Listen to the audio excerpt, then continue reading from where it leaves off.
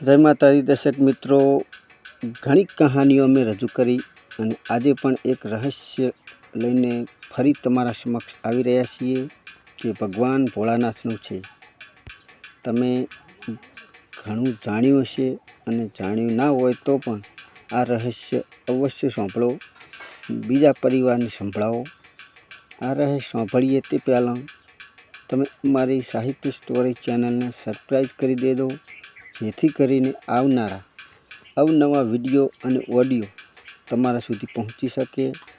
તો ચાલો આજે વાત કરવાના છીએ ભોળાનાથની, દેવોના દેવ એવા મહાદેવની, કે નંદી કેવી રીતે ભગવાન ભોળાનાથની સવારી રૂપે ગણાણા. આ બધી જ કહાની તમને હું સંભળાવું, તમે ધ્યાન દઈને સાંભળજો અને તમારા મિત્રોને પણ સંભળાવજો. પુરાણો અનુસાર પૂર્વકાળમાં એક મહાત્મા શ્રીલાદ મુનિ નામના એક ઋષિમુનિ હતા. તે મહાત્મા ઋષિ બ્રહ્મચારી હતા. તે મહાત્માને બ્રહ્મચારીનું પાલન કરતાં કરતાં અનેક વર્ષ વીતી ગયા અને તે મહાત્મા ઘરડા થઈ ગયા. ત્યારે તે મુનિના મનમાં એક બીક પેદા થઈ. બીક હતી એ કે વારિસ વગર મારું હવે મૃત્યુ થઈ જશે અને વારિસ મારું કોઈ પાછળ નહીં રહે. પોતાના વંશને આગળ વધારવા માટે તે મુનિએ ઇન્દ્ર રાજાનું તપ શરૂ કર્યું અને તે તપ ખૂબ જ વર્ષો સુધી ચાલ્યું.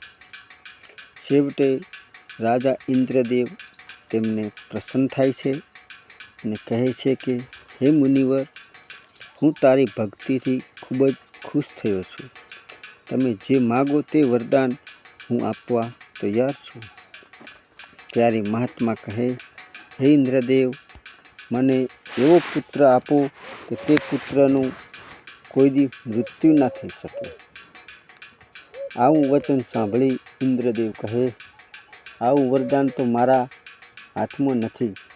હા મુનિવર, હું તમને એક રસ્તો જરૂર બતાવું. તમે તમારી ઈચ્છા પૂરી કરવા માટે ભગવાન ભોળાનાથની આરાધના કરો, તે જરૂર તમને માગ્યા કરતાં વધારે આપશે. આવું કહી ઇન્દ્ર રાજા અંતર ધ્યાન થઈ જાય છે. રાજા ઇન્દ્રદેવના કયા પ્રમાણે શ્રીલાદ ઋષિ એક ઘનઘોર જંગલમાં જઈ તપ કરવાનું શરૂ કરે છે. અનેક વર્ષો વીત્યા બાદ ભગવાન ભોળાનાથ પોતે પ્રસન્ન થાય છે અને કહે છે, હે મુનિવર, શું માગવા તમે ઈચ્છો છો? ત્યાર પછી શ્રીલાદ ઋષિ કહે, હે ભોળાનાથ, હે મહાદેવ, હે શિવ શંકર, મને તમારા જેવો જ ગુણિયલ પુત્ર જોઈએ છે. આ વાત સાંભળી ભગવાન ભોળાનાથ કહે, હું તો આખા સંસારનો પિતા છું, તોય હું તને વચન આપું છું કે તમારા કયા પ્રમાણે તમને પુત્ર મળશે અને તેનું નામ નંદી રાખવું પડશે. આટલી વાત કરી ભોળાનાથ અંતર ધ્યાન થઈ જાય છે. થોડાક સમય પછી શ્રીલાદ ઋષિ ભગવાન ભોળાનાથનો યજ્ઞ કરી રહ્યા હતા. ત્યારે તે યજ્ઞકુંડમાંથી એક બાળક પ્રગટ થાય છે અને એ બાળકનું મુખડું એકદમ મનમોહક ભોળાનાથ જેવું. ત્યારે મહાત્મા મુનિ કહે, વાહ, એકદમ શિવ સમાન મારો આ પુત્ર લાગે છે. યજ્ઞ પૂરો કરી મહાત્મા તે પુત્રને લઈ પોતાના ઘરે આવે છે અને તેનું ભરણ પોષણ કરવામાં કોઈ ખામી રાખતા નથી અને તેને મોટો કરવા માગે છે. જોતજોતામાં સમય કેટલો નીકળી ગયો કે નંદી તો મોટો થઈ ગયો, 5 વર્ષનો થઈ ગયો. ત્યારે શ્રીલાદ ઋષિએ સંપૂર્ણ વેદો અને શાસ્ત્રોનો બધો જ અભ્યાસ કરાવી દેવડાવ્યો. નંદી 7 વર્ષનો થઈ ગયો ત્યારે શ્રીલાદ ઋષિના ઘરે 2 મિત્રો આવ્યા અને તે સંન્યાસીઓને ખૂબ જ આદર ભાવ આલે છે અને તેમને પેટ ભરીને ભોજન જમાડે છે અને બેઉ સંન્યાસીઓ ખૂબ પ્રસન્ન થાય છે અને શ્રીલાદ ઋષિને લાંબી ઉંમર અને સદાય ખુશ રહે તેવા આશીર્વાદ આપી તે બેઉ બહાર જવા નીકળે છે.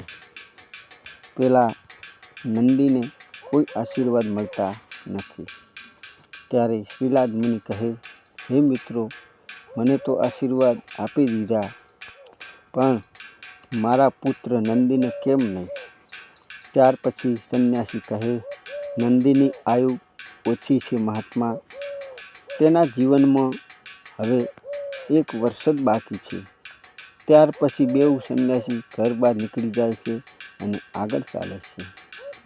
બીજી બાજુ મહાત્મા ઘરમાં જઈ નંદીને ગળે રગાડી જોવા લાગે છે અને ત્યારે નંદી કહે, પિતાજી, એવું શું દુઃખ આવ્યું છે કે આ તમારું શરીર એકદમ ધ્રુજવા લાગ્યું છે? ત્યારે પિતાજી કહે, સંન્યાસીઓએ કીધું છે કે તારી ઉંમર હવે થોડી છે બેટા. આ વાત સાંભળીને હું ખૂબ જ દુઃખી થઈ ગયો છું. ત્યાર પછી નંદી કહે, હે પિતાજી, તમે મને ભગવાન શિવના આશીર્વાદથી પ્રગટ કરેલો છે, તો ભગવાન શિવજી મારી રક્ષા કરશે. તમે પિતાજી ચિંતા કરવાનું બધું છોડી દો. થોડા દિવસ પછી નંદી તો ભુવન નદી ઉપર જઈ તપ કરવા નીકળી જાય છે. ત્યાં જઈ નંદી બાળક તો નદીને કિનારે કઠોર તપસ્યા કરવા લાગ્યો. થોડાક સમય પછી ભગવાન ભોળાનાથ સાક્ષાત પ્રગટ થાય છે અને ભગવાન ભોળાનાથને જોઈને તે તપ કરવા આવેલો હતો તે ભૂલી ગયો. ત્યારે મહાદેવ કહે, હે નંદી, હું તારી આરાધનાથી ખૂબ ખુશ થયો છું, પ્રસન્ન થયો છું. માગો, તને કયું વરદાન જોઈએ છે? ત્યારે નંદી કહે, હું સદાય તમારા ચરણોમાં રહેવા માગું છું. મને તમારા ચરણોમાં થોડીક જગ્યા આપી દો, હે પ્રભુ. ત્યારે મહાદેવ કહે, ઠીક છે, તું કહે તે. એમ કહી મહાદેવ તથાસ્તુ કહે છે. માતા પાર્વતી પણ ત્યાં હાજર જ હોય છે. ત્યારે મહાદેવ કહે, હે પાર્વતી, હું નંદીની ગણાધ્યક્ષ પ્રદાન કરવા માગું છું. ત્યાર માતા કહે, આ તો મારા પુત્ર સમાન નંદી છે, એટલે તો મને ખૂબ જ પ્રિય છે. મહાદેવ પોતાના અતુલશાલી ગણનાયકોને બોલાવે છે અને આ નંદીને તમારા બધાનો સ્વામી એટલે ગણાધ્યક્ષ પ્રધાન બનાવે છે. અને પછી બાળક બળદનું મુખ ઉતારી અને નંદી પોતે મહાદેવનું વાહન બને છે. ત્યારથી જ મોડીને આજ સુધી તમે જોતા આવ્યા હશો કે શિવજીની મૂર્તિની સાથે નંદીની પણ મૂર્તિ તમને જોવા મળતી હશે. એવું માનવામાં આવે છે કે મહાદેવ તો કાયમ અંતર્ધ્યાન હોય છે, પણ નંદીના કાનમાં તમે જે બોલો છો તે અવાજ નંદી પોતાના સ્વામી સુધી પહોંચાડે છે. આથી નંદીની સવારી ભગવાન ભોળાનાથને ગણવામાં આવે છે. આવી એક બીજી પણ એક કહાની છે કે એક ગામમાં રામજી નામનો ખેડૂત રહેતો હતો. રામજી ભગવાન ભોળાનાથનો એટલો બધો ભગત હતો કે બસ ઓમ નમઃ શિવાય, ઓમ નમઃ શિવાય આવો આખો દિવસ મંત્ર બોલતો હતો. સવારે ઉઠીને ભોળાનાથના મંદિરે જઈ શિવજીની પૂજા અર્ચના કરતો અને રામજી પાસે એક એવું પણ નામ પાડેલો થોડા કલરનો બળદ હતો કે તે બળદને લઈ તે ખેતરમાં જઈ હળ હાંકતો અને બળદને તે પોતાના પરિવાર જેવો ગણતો હતો.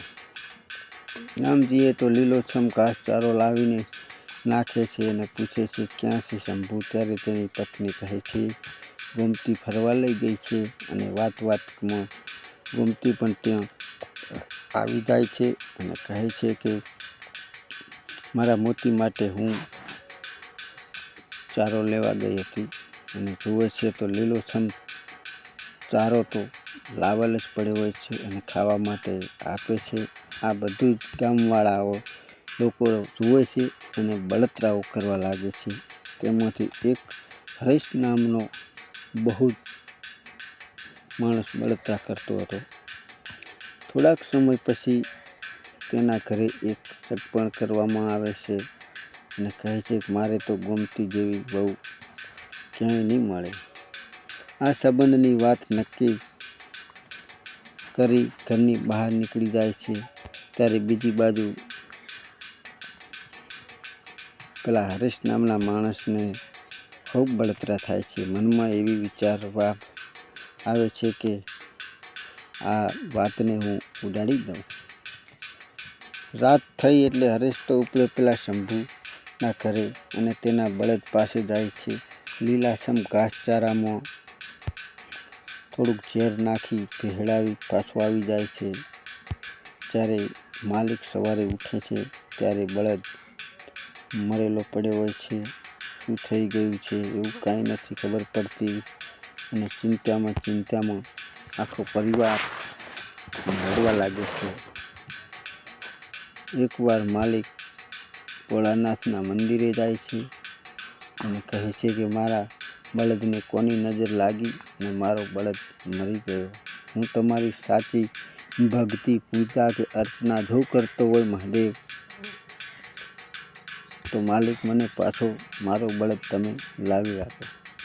આવી વાત ભોળાનાથને બેઠો કરતો હતો. તેમજ અચાનક એક દરવાજાના સામે એક બળદ આવીને ઊભો રહે છે અને માલિક પણ તેને જોવે છે કે આ તો મારા જેવો જ બળદ છે. પછી તરત જ શંભુ નામનો માણસ ગળામાં દોરડું નાખી અને ઘરે આવે છે અને સુખ શાંતિથી પાછું પોતાનું જીવન ચાલવા માંડે છે. બીજી બાજુ હરેશ નામના માણસને ખૂબ બળતરા થાય છે. તેથી તે ફરીથી આ બળદને પણ મારવા માટે કાવતરું ઘડી રાતના સમયે જ્યાં બળદ બાંધેલ હતો ત્યાં જઈ પોતાના લીલા ઘાસચારામાં ઝેર નાખવા પહોંચે છે. પણ આ તો ભોળાનાથનો બળદ હતો. ભોળાનાથે આપેલો બળદ હતો.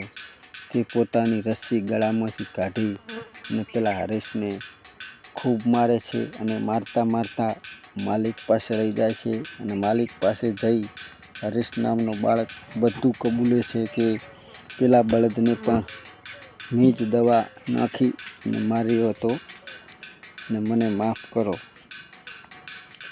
માલિક તો આખા ગામને ભેગું કરે છે અને આખું ગામ ભેગું મળી હરેશને સજા આપે છે કે તને ગામ બહાર કાઢી મૂકવામાં આવે. પછી આખું ગામ ભેગું થઈ શંભુની દીકરીને પરણાવે છે અને બળદ માલિક શંભુ અને તેની પત્ની પછી સુખ શાંતિ પોતાના ઘરે રહે છે અને બળદને ભોળાનાથનો પ્રસાદ માની ખુશી તેની સાથે રહે છે. જય ભોળાનાથ.